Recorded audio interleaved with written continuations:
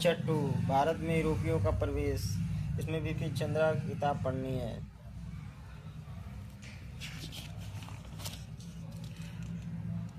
भारत में यूरोपियों का आगमन क्यों?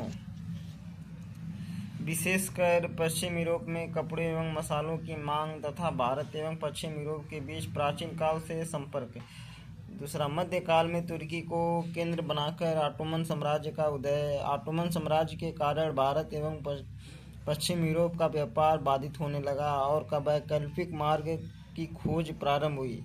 14वीं से 16वीं सदी के बीच पश्चिम यूरोप महत्वपूर्ण परिवर्तन से गुजर रहा था, जैसे पुनर्जागरण, धर्म सुधार आंदोलन, भौगोलिक खोज इत्यादि। इन परिवर्तनों के भी वैकल्पिक मार्ग या समुद्री मार्ग से भी नए नए क्षेत्रों से संपर्क स्थापित करने के लिए प्रेरित किया। जैसे पुनर्जागरण के कारण साहसी एवं दुर्भाग्य मनोभाव प्रवृत्तियों का उदय हुआ और इसमें पश्चिमी यूरोप व्यापारियों को नए नए क्षेत्रों एवं मार्गों को जानने के लिए प्रेरित किया। भौगोलिक खोज की शुरुआत भारत से समुद्री मार्ग स्थापित करने के लिए की गई। कोलंबस के द्वारा इस यात्रा की सफलता के नए मार्गों को खोज करने का उत्साह बढ़ा और फिर भी भारत में संपर्क स्थापित हुआ।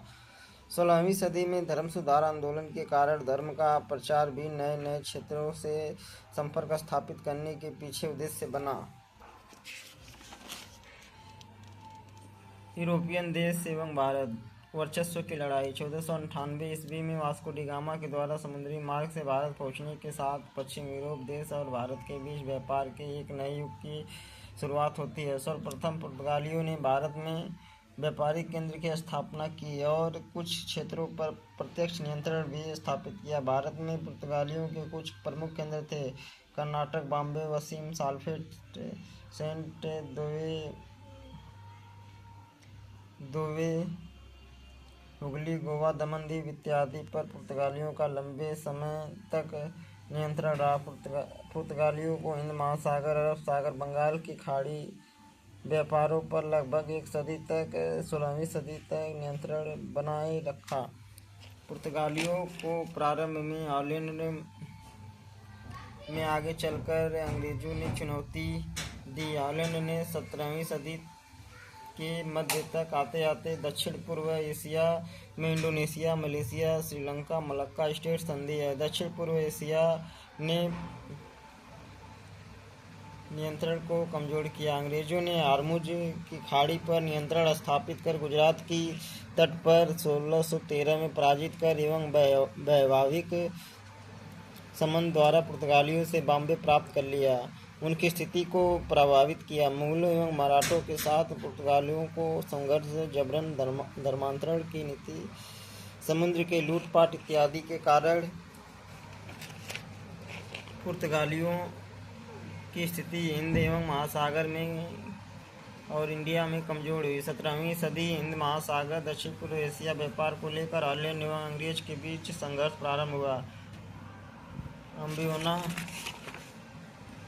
इंडोनेशिया नरसंहार को लेकर अंग्रेजों एवं डचों के संबंध में पिछड़े। 1654 से 1667 के डचों के संबंध दोनों के बीच कई अवसरों पर संघर्ष हुआ। अंततः यह समझौता हुआ कि भारत में अंग्रेजों के केंद्र व्यापारों में हॉलैंड हस्तक्षेप नहीं करेगा। इंडोनेशिया में अंग्रेजों के द्वारा हस्तक्षेप नहीं किया जाएगा। वर्चस्व की लड़ाई। हालांकि अंतिम तौर पर 1759 में बेदारा के युद्ध में पराजय के पश्चात भारत में हॉलैंड की पहचान केवल व्यापारी कंपनी के रूप में रह गई।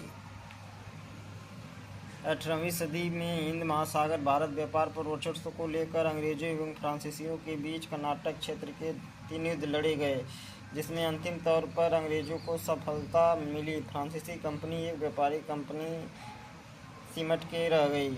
हॉलैंड इसके कर्नाटक केंद्र के सूरत, कोचीन, मछलीपट्टनम, चिंसुरा, पटना इत्यादि हॉलैंड की एक व्यापारी कंपनी एक निजी कंपनी थी।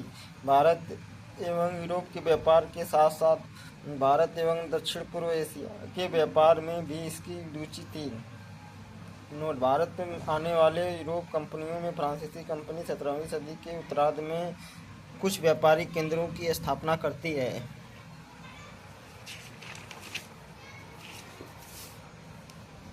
जैसे पांडुचेरी, मसूलीपट्टनम, चंद्रनगर बंगाल में, माहे इत्यादि। फ्रांसीसी कंपनी एक सरकारी कंपनी थी। फ्रांस में राजतंत्रात्मक व्यवस्था थी और फ्रांस यूरोप एवं उत्तर अमेरिका और साम्राज्य विस्तार को लेकर अधिक सक्रिय थे तथा फ्रांसीसी सरकार व्यापारिक हितों के लेकर अधिक जागरूक नहीं थी।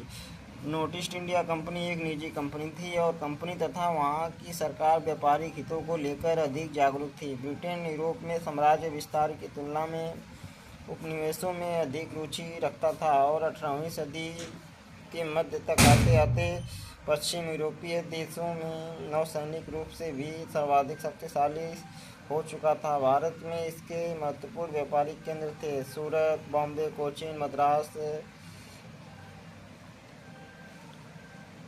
बालासोर, कलकत्ता, पटना इत्यादि।